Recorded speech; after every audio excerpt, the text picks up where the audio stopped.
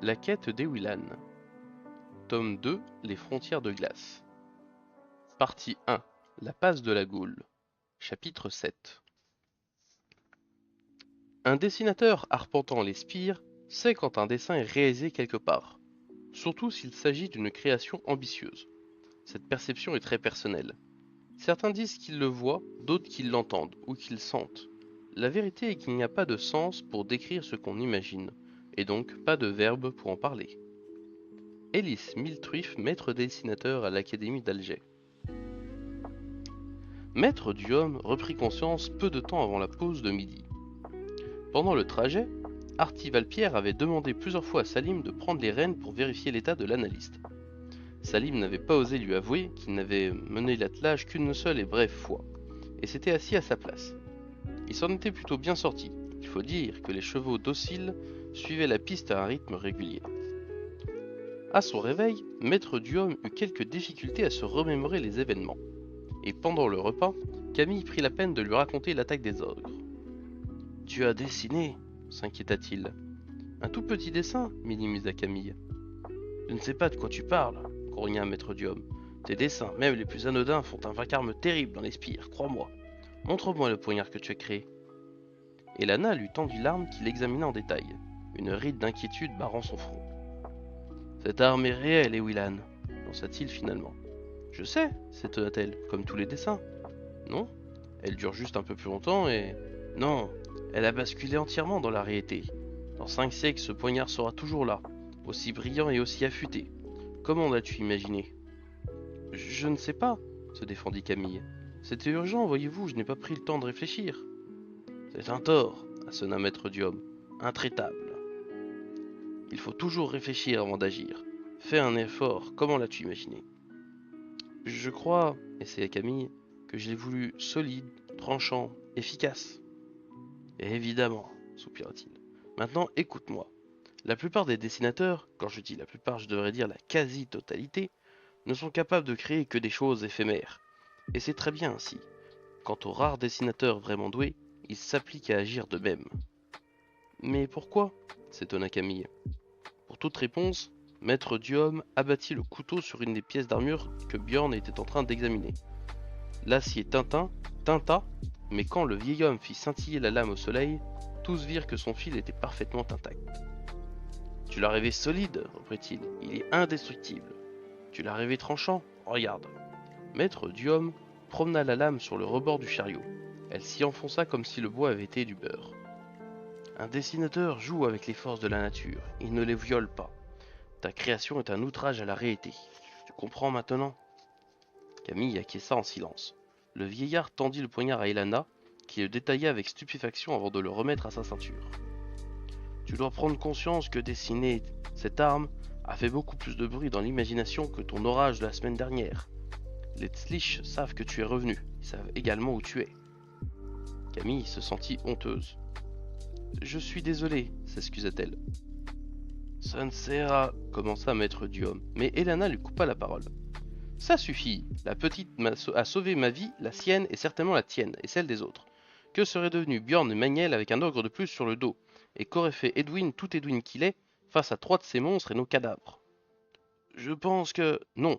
Tu veux qu'elle éveille les figés? Tu veux qu'elle dessine de manière irréprochable? Tu veux qu'elle soit parfaite? Tu ne tolères aucune erreur. Alors arrête de la critiquer. Vieille bourrique, enseigne-lui ce qu'elle doit savoir. Il y eut un long silence. La tirade d'Elana avait retenti, véhémente, et personne n'osait parler. Maître Duhomme restait immobile, comme tétanisé. Finalement, Artie Valpierre se racla la gorge. Peut-être, esquissa-t-il. Il n'aurait pas dû. La colère d'Elana n'était pas retombée. L'intervention du rêveur l'a mis en fureur. Toi, cria-t-elle, tu te tais. Tu n'es qu'un minable lavette, lâche et stupide. Il y a plus de courage dans le petit doigt de Salim que dans ton corps entier de rêveur. Tu étais resté à plat ventre pendant que ces enfants se battaient à ta place, tu m'écœures. Artie avait reçu chaque phrase comme une claque. Il rougit puis blêmit. Un tic agita sa joue et quand il parla, ce fut en réprimant difficilement les tremblements de sa voix. Tu oublies que j'ai vu tes mains, proféra-t-il comme si ces mots avaient été du venin. Il y eut un chuintement et une lame d'acier brilla dans le poing de la jeune femme. Maniel voulut s'interposer, mais Edwin l'arrêta. « Laisse, jeta-t-il. Il n'aurait jamais dû dire ça. Sa voix était dure, sans réplique, et le soldat se rassit. Elana s'approcha lentement d'Artie. Elle se mouvait avec une grâce féline, presque hypnotique, et Camille crut entendre un improbable murmure sortir de sa gorge. Le rêveur se leva avec difficulté. Elana était à 1 mètre de lui. Un sort de pétrification semblait avoir été jeté sur l'assemblée, jusqu'aux respirations qui étaient devenues imperceptibles. Camille prit conscience que même en le voulant très fort, elle ne parvenait pas à faire le moindre mouvement. Elle se rappela comment le mercenaire du chaos l'avait hypnotisée. La sensation était identique. La jeune marchombre tendit le bras et attrapa le rêveur derrière la nuque. Elle appuya de l'autre main sa lame contre la gorge. Ensuite, implacable, elle l'attira vers elle et lui parla à l'oreille. Malgré le silence absolu, personne n'entendit un seul mot de ce qu'elle disait. De blême, le teint d'Artie devint translucide. De grosses gouttes de sueur apparurent sur son front avant de rouler jusqu'à ses joues. Quand Elana le lâcha, une longue estafilade rouge barrait son cou. Elle le regarda avec mépris et se détourna. « Je vais respirer plus loin, annonça-t-elle. Appelez-moi quand nous partirons. » Elle s'éloigna sans attendre de réponse. Artie Valpierre s'affaissa plus qu'il ne s'assit, tandis que Bjorn secouait la tête comme s'il sortait d'un rêve. « Qu'est-ce que c'est que cette histoire ?» grogna-t-il. « Qu'est-ce que c'est de spécial ?»« Tu veux aller la questionner ?» répliqua sèchement Edwin. Non, pas vraiment.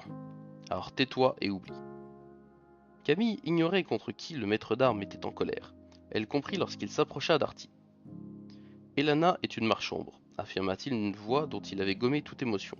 Et pendant qu'elle s'occupait de toi, elle a utilisé ses dons pour nous immobiliser. Je connais certaines techniques de sa guilde, et j'aurais pu bouger. Mais je jure que si elle avait décidé de t'égorger, je n'aurais pas bronché. » Le rêveur était décomposé. Edwin lui porta l'estocade finale. « Ta vie est en suspens, Artie. Elle peut changer d'avis n'importe quand. Et si j'étais elle, je n'hésiterais pas. » Le maître d'armes se tourna ensuite vers les autres qui avaient écouté sa tirade avec stupéfaction. « Nous repartons, lança-t-il. L'endroit est malsain. » Elana rejoignit la troupe au moment où elle se mettait en marche. Elle paraissait avoir tiré un trait sur ce qui s'était passé et avait retrouvé son sourire habituel. Elle alla même jusqu'à s'excuser auprès de Maître Duhomme. « J'ai été un peu vive, » se reprocha-t-elle. « Non, tu as certainement eu raison de dire ce que tu as dit, » admit le vieil homme. « Bien que cela n'ait pas été agréable à entendre, nous demandons beaucoup à Ewilan, et je dois modérer mes exigences. » Camille, qui écoutait avec attention, hocha la tête, et l'analyse s'en aperçut. « Nous allons travailler, Ewilan, promit-il.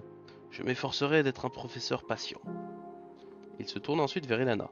« Néanmoins, ajouta-t-il avec une grimace, si tu t'abstenais de me traiter à nouveau de vieille bourrique, j'apprécierais le geste. » Elana éclata de rire et son hilarité rendit le sourire au reste de la troupe. Seul Artie Valpierre, qui chevauchait à l'arrière, resta perdu dans ses pensées moroses.